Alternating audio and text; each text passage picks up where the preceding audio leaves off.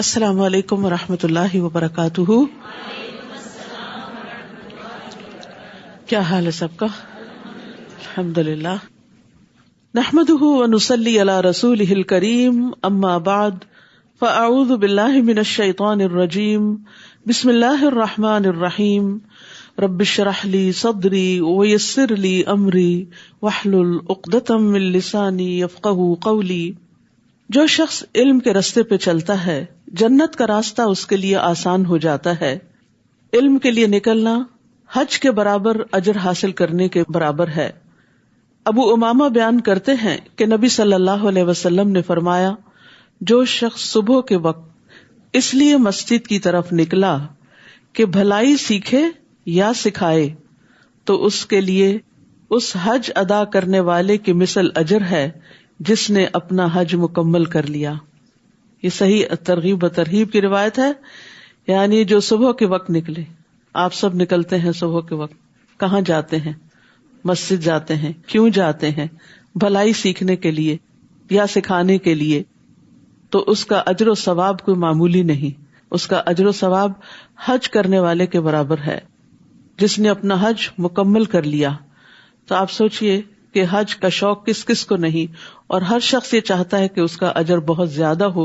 سب لوگ حج کر نہیں پاتے، لیکن علم کی مجلسوں، خیر اور بھلائی سیکھنے کے لیے اگر کوئی انسان اپنا وقت نکالتا ہے، محنت اور کوشش کرتا ہے اور خیر کی مجالس کی طرف، مساجد کی طرف جاتا ہے تو اس کا یہ اجر و ثواب ہے. اللہ سبحانہ وتعالی ہمارے لیے بھی ہر روز حج کے برابر ثواب لکھ لے. اس کے خزانوں میں کچھ بھی کمی نہیں ہے، وہ سب کچھ دے سکتا ہے. 8واں پارہ. اعوذ باللہ من الشیطان الرجیم. بسم اللہ الرحمن الرحیم. ولو اننا نزلنا الیہم الملائکۃ وکلمہم الموتى وحشرنا علیہم کل شیء قبلا ما كانوا ليؤمنوا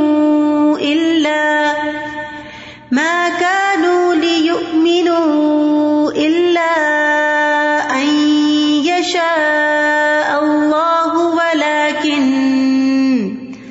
ولكن أكثرهم يجهلون. شروع کرتی ہوں اللہ کے نام سے جو بے انتہا مہربان نہایت رحم فرمانے والا ہے.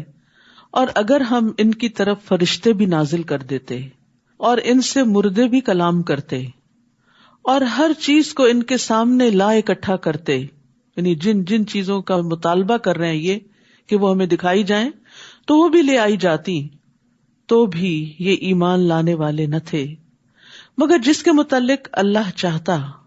لیکن ان میں سے اکثر نادانی کی باتیں کرتے ہیں. وَلَكِنَّ أَكْثَرَهُمْ يَجْهَلُونَ. یاد رکھیے، جہالت انسان کی ہدایت کے راستے میں رکاوٹ بن جاتی ہے. خواہ وہ جذباتی جہالت ہو یا علمی جہالت ہو، علم کا نہ ہونا بھی انسان کی ہدایت کے راستے میں رکاوٹ ہے. اسی طرح علم آنے کے بعد اپنی خواہشات کی پیروی بھی انسان کی ہدایت حاصل کرنے کے راستے میں رکاوٹ بن جاتی ہے. اہل مکہ کا، آپ کے مخالفین کا کچھ یہی حال تھا. اسی طرح ہم نے شیطان سیرت انسانوں اور جنوں کو ہر نبی کا دشمن بنایا جو دھوکہ دینے کی غرض سے کچھ خوش آئند باتیں ایک دوسرے کے کانوں میں پھونکتے رہتے ہیں. اگر تمہارا رب چاہتا تو وہ ایسا نہ کر سکتے، سو انہیں ان کے حال پہ چھوڑ دیجئے اور ان باتوں کو بھی جو وہ افترا کرتے ہیں. اللہ سبحانہ وتعالی رسول اللہ صلی اللہ علیہ وسلم کو تسلی دیتے ہوئے فرما رہے ہیں کہ جس طرح ہم نے آپ کے دشمن بنا دیے جو آپ کی دعوت کو ٹھکراتے ہیں اور آپ سے حسد کرتے ہیں، تو یہ ہماری سنت ہے. ہم ہر نبی کے جس کو ہم مخلوق کی طرف بھیجتے ہیں دشمن مقرر کر دیتے ہیں اور پھر وہ ایک دوسرے کو غلط کاموں میں مدد دیتے ہیں اور ایک دوسرے کو چکنی چپڑی باتیں کر کے متاثر کرتے ہیں اور ایسے طریقے سے بات کرتے ہیں کہ دوسرے لوگ ان سے دھوکہ کھا جائیں اور سیدھے سادے لوگ ان کے آگے سر جھکا دیں، کیونکہ وہ حقیقت کو جانتے نہیں بلکہ خوبصورت الفاظ اور ملمہ سازی ان کو اچھی لگتی ہے اور وہ باطل کو حق سمجھنے لگتے ہیں. اور یہاں خاص طور پر شیاطین انس و جن کی بات کی گئی. قتادہ اور مجاہد کہتے ہیں کہ جس طرح جنوں میں شیاطین ہیں اسی طرح انسانوں میں بھی شیاطین ہیں. مالک بن دینار کہتے ہیں میرے اوپر انسانوں کے شیاطین جنوں کے شیاطین سے زیادہ سخت ہیں، اس وجہ سے کہ جب میں تعوذ پڑھتا ہوں تو جنوں کا شیطان مجھ سے دور ہو جاتا ہے، لیکن انسانوں کا شیطان میرے پاس آ کر مجھے علل اعلان نافرمانیوں کی طرف گھسیٹ کر لے جاتا ہے. یعنی خود بھی دین پر نہیں ہوتا اور مجھے بھی اپنے ساتھ گھسیٹ لیتا ہے. اور انسانوں کے شیطان جیسے ابو جہل تھا تو وہ ابو طالب کے پاس آخری وقت میں کس طرح پہنچ گیا اور پھر ان کو دین حق قبول نہ کرنے دیا. وَلِتَصْغَى إِلَيْهِ أَفْئِدَةُ الَّذِينَ لَا يُؤْمِنُونَ بِالْآخِرَةِ، اور وہ ایسے کام اس لیے بھی کرتے تھے کہ جو لوگ آخرت پر ایمان نہیں لاتے ان کے دل ادھر مائل ہوں. حقیقت یہ ہے کہ آخرت پر یقین کا کمزور ہونا انسان کے لیے گمراہی کا باعث بنتا ہے. جب انسان آخرت کو بھول جاتا ہے تو پھر دنیا کی اٹریکشنز اس کو اپنے اندر کھینچ لیتی ہیں اور وہ دنیا کی باتوں اور دنیا کے لوگوں کی خوبصورت تعبیلات جو انہوں نے دین کے بارے میں آخرت کے بارے میں کر رکھی ہوتی ہیں ان میں گر جاتا ہے. تو جو لوگ آخرت پر ایمان نہیں لاتے ان کے دل ادھر مائل ہوں، نیز وہ اسے پسند کر لیں اور وہ برائیاں کرتے چلے جائیں جو اب کر رہے ہیں. کیونکہ انسان بہرحال اپنی خواہشات کے آگے کمزور پڑ جاتا ہے. ایک طرف دین ہوتا ہے، دلیل ہوتی ہے، اور دوسری طرف خواہش نفس ہوتی ہے. اور جب انسان کا اپنا اندر بھی کمزور ہو، ایمان اور یقین بھی کمزور ہو، اور پھر ساتھی اور مجلس اور کمپنی اور صحبت بھی ایسی ہو، تو پھر ہدایت کا رستہ مدھم ہوتا چلا جاتا ہے اور ہدایت پر چلنا مشکل ہوتا چلا جاتا ہے. پھر فرمایا کیا میں اللہ کے سوا کسی اور کو منصف تلاش کروں، یعنی اس سے اپنے فیصلے کرواؤں کہ صحیح کیا اور غلط کیا ہے، حالانکہ اسی نے پوری تفصیل کے ساتھ تمہاری طرف کتاب نازل کی ہے. یعنی اللہ نے اپنا فرض پورا کر دیا، تمہاری ہدایت کے لیے ڈیٹیل میں سب کچھ اس کتاب میں بھیج دیا. اب تم چاہتے ہو کہ اس کتاب کے علاوہ کہیں اور سے ہدایت حاصل کی جائے؟ اور جن لوگوں کو ہم نے کتاب دی ہے وہ جانتے ہیں کہ یہ کتاب آپ کے پروردگار کی طرف سے، آپ کے رب کی طرف سے حق کے ساتھ نازل ہوئی ہے، لہٰذا آپ شک کرنے والوں میں شامل نہ ہوں، یعنی لوگوں کے جھوٹے پروپیگنڈے کا شکار نہ ہوں. ہدایت اسی کتاب کے ذریعے ملے گی اور رب ہی یہ اتھارٹی رکھتا ہے کہ وہ حق اور باطل کے درمیان فیصلہ کر سکے.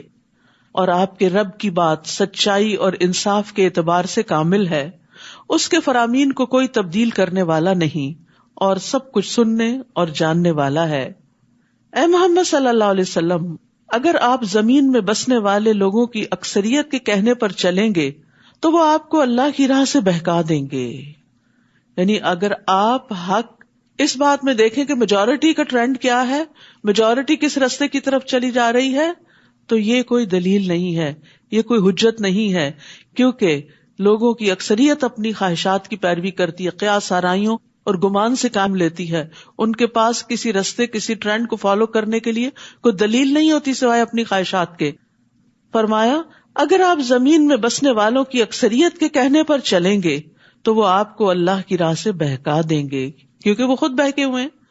وہ تو محض ظن کے پیچھے لگے ہوئے ہیں، یعنی ان کے پاس چند خیالات اور خوبصورت باتوں کے سوا کچھ نہیں، اور وہ صرف قیاس آرائیاں کرتے ہیں. حقیقت کا علم تو اللہ کے پاس ہے اور وہ قرآن و سنت کے اندر ہی ہے. لہذا جو شخص ہدایت کا پیروکار ہو اسے چاہیے کہ وہ ان دو چیزوں کو مضبوطی سے تھام لے. بلا شبہ تمہارا رب خوب جانتا ہے کہ کون اس کی راہ سے بھٹکا ہوا ہے، اور وہ ہدایت پانے والوں کو بھی خوب جانتا ہے. تو چونکہ ہدایت کا معیار قرآن و سنت ہے اور واپسی بھی ہماری اللہ سبحانہ تعالیٰ کی طرف ہے، تو وہی اصل فیصلہ کرے گا کہ کون سیدھے رستے پہ چل کے صحیح منزل پہ پہنچا اور کون بھٹک گیا. فَكُلُوا مِمَّا ذُكِرَ اسْمُ اللَّهِ عَلَيْهِ إِن كُنتُمْ بِآيَاتِهِ مُؤْمِنِينَ.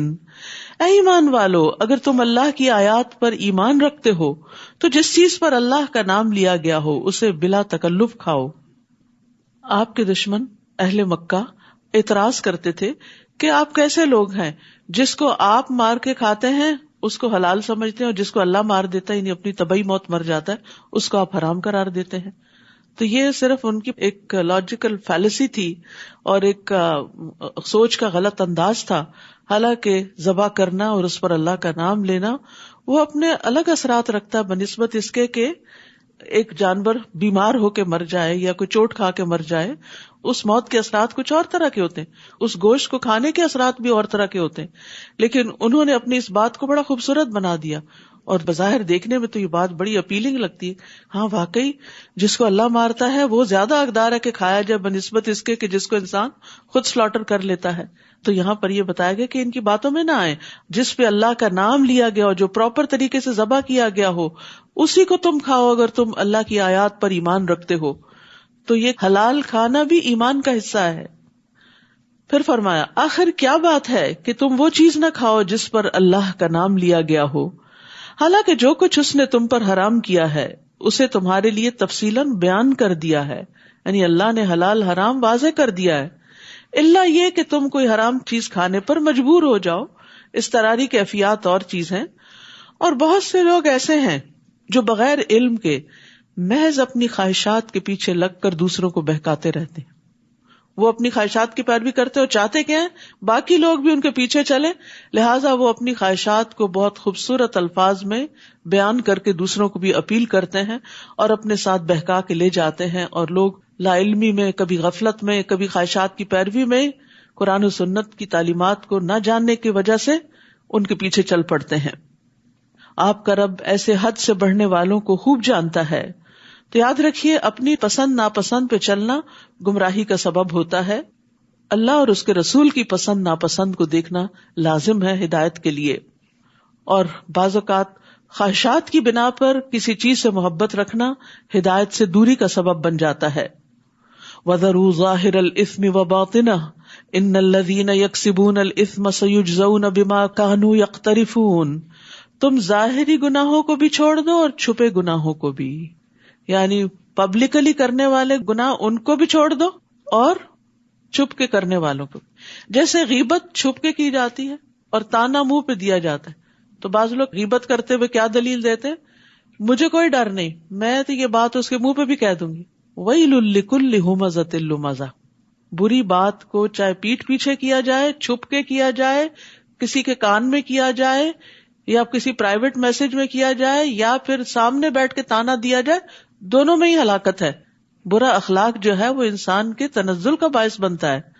اسی طرح باقی چیزیں بھی, یعنی بے حیائی, چھپی دوستیاں, زناکاریاں, یا پھر پبلکلی اس طرح کے جسچرز, ان تمام چیزوں سے روکا گیا ہے.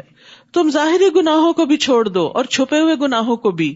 جو لوگ گناہ کے کام کرتے ہیں انہیں جلد ہی اس کی سزا مل کر رہے گی. یعنی انسان یہ نہ سوچے کہ میں نے گناہ کیا, کسی کو پتہ ہی نہیں چلا, چھپ کے کیا, کون مجھ سے پوچھے گا, کوئی نقصان ہونے والا نہیں. ایسا نہیں, بلکہ اس کا نتیجہ نکل کر رہے گا. جو بو گے وہ کاٹو گے. اور جس چیز پر اللہ کا نام نہ لیا گیا ہو اسے مت کھاؤ.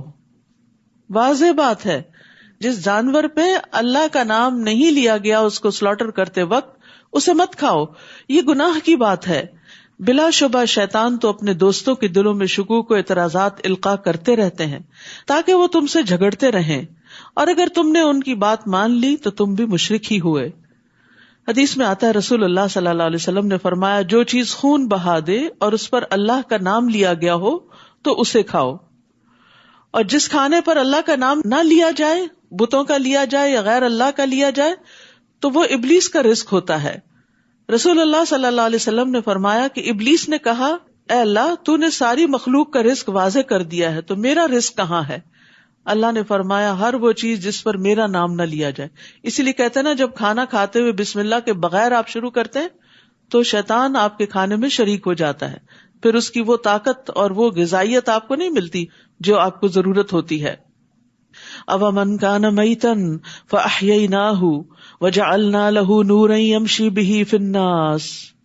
بھلا وہ شخص جو مردہ تھا, لا علم تھا, جاہل تھا, نہ اپنے رب کو پہچانتا تھا, نہ اپنے رسول کو, نہ اپنے دین کو, نہ اپنی آخرت کو, پھر ہم نے اسے زندہ کیا, اسے ایمان دیا, اسے علم دیا, اسے شعور بخشا, اسے دین کی سمجھ بخشی, اس کو روشنی عطا کی جس کی مدد سے وہ لوگوں میں زندگی بسر کر رہا ہے. وہ رہتا لوگوں کے بیچ میں ہی ہے, اٹھتا بیٹھتا کام کاج کرتا, لیکن اس کی سوچ بالکل مختلف, اس کا طریقہ مختلف ہوتا ہے. تو مسلمان اپنے باطن اور اپنے ظاہر دونوں سے ہی پہچانا جاتا ہے. یعنی ایمان اس کے قلب کو روشنی بخشتا ہے اور پھر اس کا عمل صالح اس کے ظاہر کو روشنی بخشتا ہے. ایسا شخص اس شخص کی طرح کیسے ہو سکتا ہے جو تاریکیوں میں پڑا ہوا ہو, یعنی کفر کے اندھیرے, جہالت کے اندھیرے, لاشعوری کے اندھیرے, ناسمجھی کے اندھیرے, اور اس کے نکلنے کی کوئی صورت نہ ہو, کہیں سے بھی ہدایت کا کوئی راستہ نہ ملتا ہو. کافر جو کچھ کر رہے ہیں ان کے اعمال اسی طرح خوشنما بنا دیے گئے ہیں, یعنی جو اللہ کو نہیں مانتے, آخرت کو نہیں مانتے, اور ایمان کے بغیر جو کچھ کر رہے ہیں اس پر وہ بڑا فخر کرتے ہیں کہ وہ بہت ترقی کر رہے ہیں. لیکن اصل بات یہ ہے کہ انسان کی کامیابی دنیا کی ترقی کے ساتھ اسی وقت ہے جب وہ اپنے دینے والے کو پہچانتا ہے اور جس کے پاس واپس جانا ہے اس کو راضی کرتا ہے. اسی طرح ہم نے ہر بستی میں اس کے بڑے بڑے مجرموں کو لگا دیا ہے کہ وہ اس بستی میں مکر و فریب کرتے رہیں, پھر وہ خود ہی اس مکر و فریب میں پھنس جاتے ہیں, مگر یہ بات سمجھنے کی کوشش ہی نہیں کرتے. اور جب ان کے پاس کوئی نشانی آتی ہے تو کہتے ہیں ہم تو اس وقت تک نہ مانیں گے جب تک ہمیں بھی وہی کچھ نہ دیا جائے, یعنی نبوت, جو اللہ کے رسولوں کو دیا گیا. اللہ ہی بہتر جانتا ہے کہ اپنی رسالت کا کام کس سے لے. جلد ہی ان مجرموں کو اپنی مکاریوں کی پاداش میں اللہ کے ہاں ذلت اور سخت عذاب سے دوچار ہونا پڑے گا. فَمَن يُرِدِ اللَّهُ أَن يَهْدِيَهُ يَشْرَحْ صَدْرَهُ لِلْإِسْلَامِ, جس شخص کو اللہ ہدایت دینا چاہتا ہے اس کا سینہ اسلام کے لیے کھول دیتا ہے. ہدایت دو طرح کی ہوتی ہے, ایک ہوتی ہے ہدایت ارشاد جو تعلیم کی شکل میں, جو کائنات کی نشانیوں کی شکل میں ہے, یہ سب انسانوں کے لیے برابر ہے. لیکن بہت سے لوگ اس ہدایت کو دیکھنے کے باوجود, پڑھنے کے باوجود, سننے کے باوجود, جاننے کے باوجود بھی اس پر عمل نہیں کرتے کیونکہ انہیں توفیق نہیں ہوتی. تو جس کو یہ توفیق مل جاتی ہے وہ توفیق دراصل کیا کرتی ہے, اس کے سینے میں وسعت پیدا کر دیتی ہے.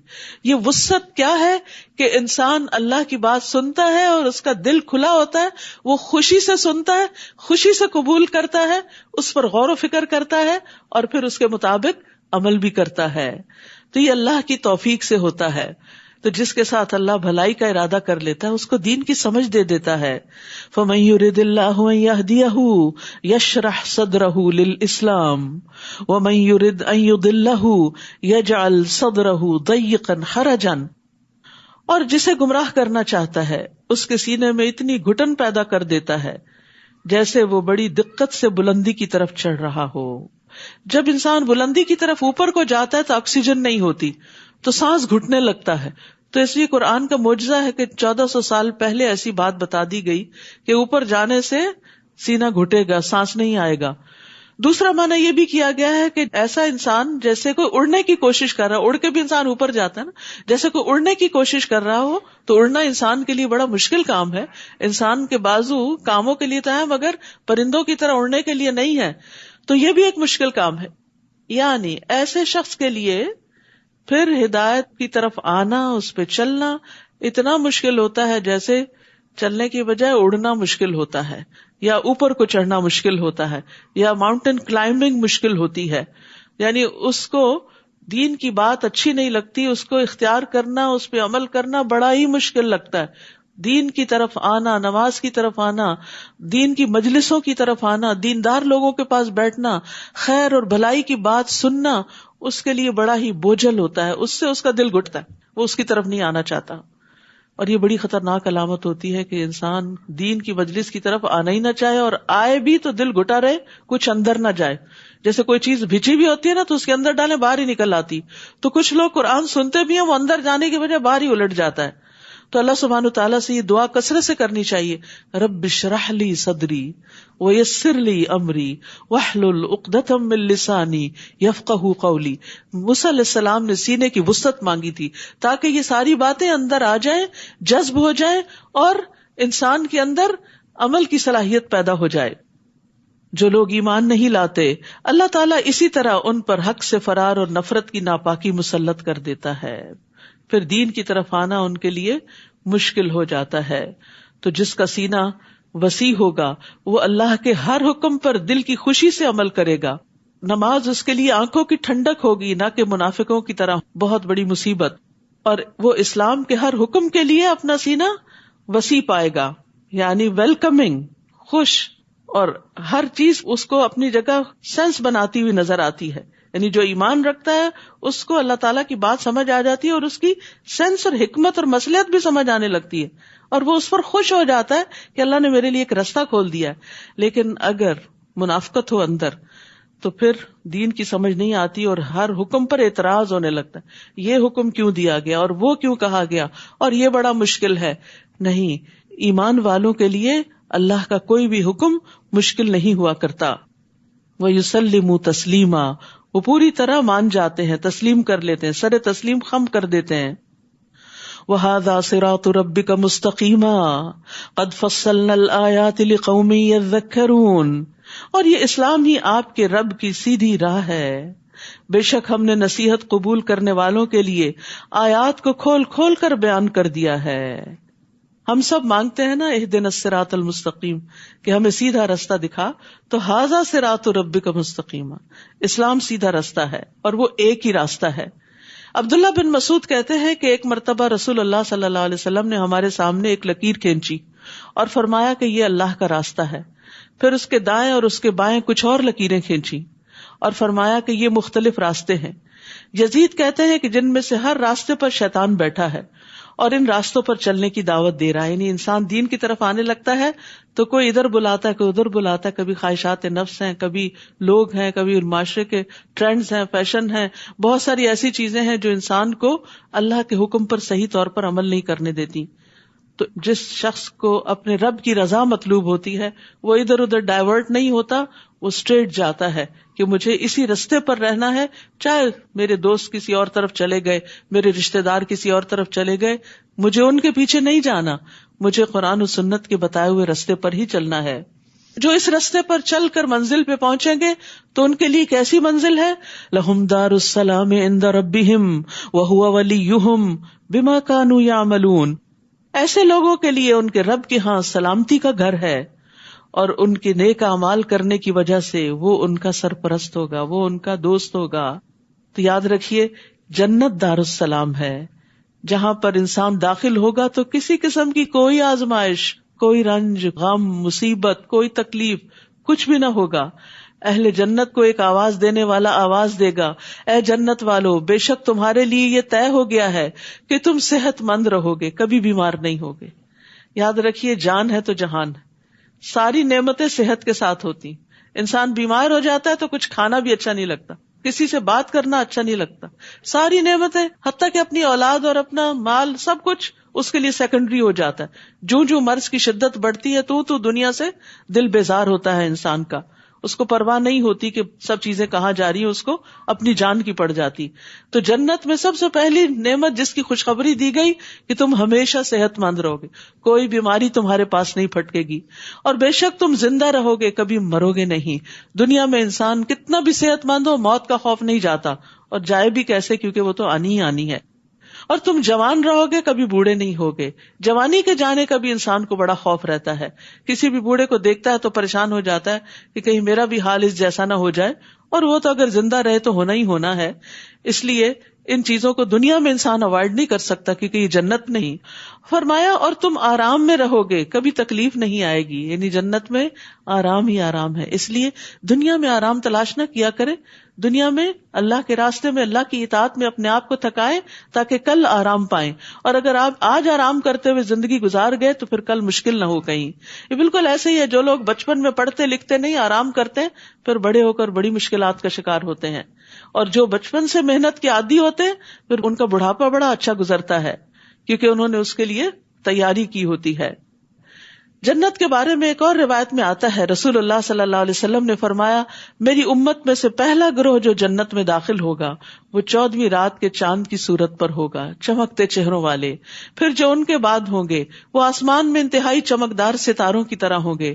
پھر وہ تدریجاً اپنے اپنے مرتبے کے مطابق ہوں گے، نہ وہ پاخانہ کریں گے، نہ پیشاب کریں گے، نہ ناک سنکیں گے، نہ تھوکیں گے، کسی قسم کی کوئی گندگی، پسینہ، غلاظت، بو، کوئی ایسی چیز ان کے جسم سے نہیں نکلے گی. وہ صاف ستھرے طیب ہی ہوں گے اور ہمیشہ اللہ کی رضا میں ہوں گے.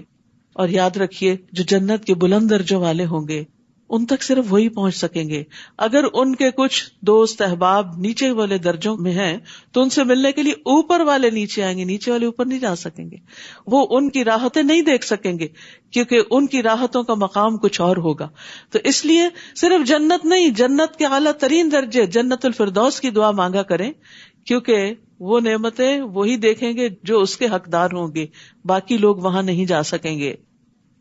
جس دن اللہ سب لوگوں کو اکٹھا کرے گا تو فرمائے گا, اے جنوں کے گروہ, تم نے بہت سے آدمیوں کو اپنا تابع بنا رکھا تھا, اور انسانوں میں سے جو ایسے جنوں کے دوست ہوں گے وہ کہیں گے, اے ہمارے رب, ہم دونوں نے ہی ایک دوسرے سے خوب فائدہ اٹھایا حتیٰ کہ وہ وقت آ پہنچا جو تو نے ہمارے لیے مقرر کیا تھا. اللہ تعالیٰ فرمائے گا, اچھا تم سب کا ٹھکانہ دوزخ ہے جس میں تم ہمیشہ رہو گے, مگر جتنی مدت اللہ بچانا چاہے گا بچا لے گا, بلا شبہ وہ بہت دانا اور سب کچھ جاننے والا ہے. یعنی دنیا میں شیطان اور انسان مل کے جو برے برے کام کرتے ہیں تو آخرت میں انجام بھی اکٹھا ہی ہوگا. اس طرح ہم ظالموں کو ایک دوسرے کا ساتھی بنا دیں گے کیونکہ وہ مل کر ایسے ہی کام کیا کرتے تھے. تو یہاں ظالم کے لیے بڑی تنبیہ ہے کہ ظالم کو دوست نہ بناؤ, اور عام انسان کو بھی کسی ظالم کا ساتھ نہیں دینا چاہیے کیونکہ وہ اسے شر پہ ابھارتا ہے, خیر سے دور رکھتا ہے, اور یہ بھی ایک سزا کی قسم ہے. اور گناہ جو ہے ظالم کو مزید گناہ گار بنا دیتا ہے اور اس کو نقصان پہنچاتا ہے. پھر اللہ ان سے فرمائے گا, اے جنوں اور انسانوں کی جماعت, کیا تمہارے ہاں تم ہی میں سے رسول نہیں آئے تھے جو تمہارے سامنے میری آیات بیان کرتے اور آج کے دن کی ملاقات سے تمہیں ڈراتے؟ وہ کہیں گے, ہاں ہم اپنے خلاف خود یہ گواہی دیتے ہیں. یعنی آئے تھے وہ تو اپنا کام کر گئے, بات یہ تھی کہ دنیا کی زندگی نے انہیں دھوکے میں مبتلا کر رکھا تھا, لہٰذا وہ اپنے خلاف گواہی دینے پر مجبور ہوں گے کہ فی الواقع وہ اللہ کی آیات کے منکر تھے, ماننا نہیں چاہتے تھے. یہ گواہی اس لیے ہوگی کہ آپ کے رب کا یہ دستور نہیں کہ وہ بستیوں کو ظلم سے تباہ کر ڈالے جبکہ وہ حقیقت حال سے ناواقف ہوں. وَلِكُلٍّ دَرَجَاتٌ مِّمَّا عَمِلُوا وَمَا رَبُّكَ بِغَافِلٍ عَمَّا يَعْمَلُونَ, اور ہر ایک کو اس کے اعمال کے مطابق درجہ ملے گا. جو جن جنت میں جائیں گے ان کے بھی درجات ہوں گے, جو انسان جنت میں جائیں گے ان کے بھی درجات ہوں گے. ایک روایت میں آتا جنت کے 100 درجے ہیں, ایک درجے اور دوسرے کے درمیان اتنا ہی فاصلہ جتنا زمین اور آسمان کے. سوچئے پھر وہ آخری درجہ کہاں ہوگا. اور بعض روایات کے مطابق قرآن کی جتنی آیتیں ہیں اتنے جنت کے درجے ہیں, ایک ایک آیت سیکھنے پر جنت کا درجہ اوپر ہوتا چلا جائے گا. وَلِكُلٍّ دَرَجَاتٌ مِّمَّا عَمِلُوا, لیکن یاد رکھیے اس سے مراد صرف حفظ کرنا نہیں ہے, کیونکہ یہاں فرمایا مِمَّا عَمِلُوا, اس میں سے جو انہوں نے عمل کیے, یعنی جو قرآن انہوں نے سینے میں محفوظ کیا وہ ان کے عمل کا حصہ بنتا گیا اور اس کے مطابق کام کرتے گئے. جو کچھ معلوم ہوا وہ کر لیا, کرتے گئے اور اس عمل کی وجہ سے درجے بلند ہوتے گئے. اور جو کچھ وہ کام کر رہے ہیں آپ کا رب اس سے بے خبر نہیں ہے. یعنی اللہ سبحانہ و تعالی خود بھی سب کے اعمال سے بخوبی واقف ہے. تو اپنا درجہ اپنے رب کے ہاں دیکھنا ہو تو اپنے عمل کو دیکھیں کہ کس کام میں آپ کتنے آگے ہیں, نمازیں کیسی ہیں, روزے کیسے ہیں, زکوٰۃ دینے کا طریقہ کیا ہے اور کتنی شوق اور خوشی سے اور وقت پہ دیتے ہیں, صدقات کتنے دیتے ہیں, خیر اور بھلائی کے کام کتنے کرتے ہیں, نیکیوں میں کتنے آگے بڑھتے ہیں. ہم میں سے ہر شخص اپنے اپنے عمل کی طرف دیکھے. وَرَبُّكَ الْغَنِيُّ ذُو الرَّحْمَةِ, آپ کا رب بے نیاز اور مہربان ہے, اگر وہ چاہے تو تمہیں لے جائے, یعنی تمہاری نافرمانیوں پر تمہیں پکڑ لے فوراً اور تمہاری جگہ اور لوگوں کو لے آئے. لیکن کتنا مہربان ہے وہ رب جو ایک کے بعد ایک دن ہمیں دیتا چلا جا رہا ہے کہ ہم کوئی نیکی کے کام کر لیں, مہلت پہ مہلت. اور جس کی عمر 60 سال ہو جائے پھر اس کے پاس تو کوئی عذر بہانہ رہتا ہی نہیں. اللہ نے اس کو جینے کے لیے بہت سارے دن دے دیے اور بعد میں تو انسان بونس پہ ہی جیتا ہے. فرمایا اگر وہ چاہے تو تمہیں لے جائے اور تمہاری جگہ اور لوگوں کو لے آئے جیسے تمہیں اور لوگوں کی نسل سے پیدا کیا. جس چیز کا تم سے وعدہ کیا جا رہا ہے یعنی قیامت, وہ یقیناً آنے والی ہے اور تم اللہ کو عاجز نہیں کر سکتے, یعنی کہیں بھاگ کے چھپ نہیں سکتے. سب پکڑے جاؤ گے, سب سامنے لائے جاؤ گے, سب کا حساب ہوگا. آپ ان سے کہیے اے میری قوم تم اپنی جگہ عمل کرتے جاؤ اور میں اپنی جگہ عمل کر رہا ہوں، پھر جلد ہی تمہیں معلوم ہو جائے گا کہ انجام کار کس کے حق میں بہتر رہتا ہے، اور یہ تو یقینی بات ہے کہ ظالم کامیاب نہیں ہو سکتے۔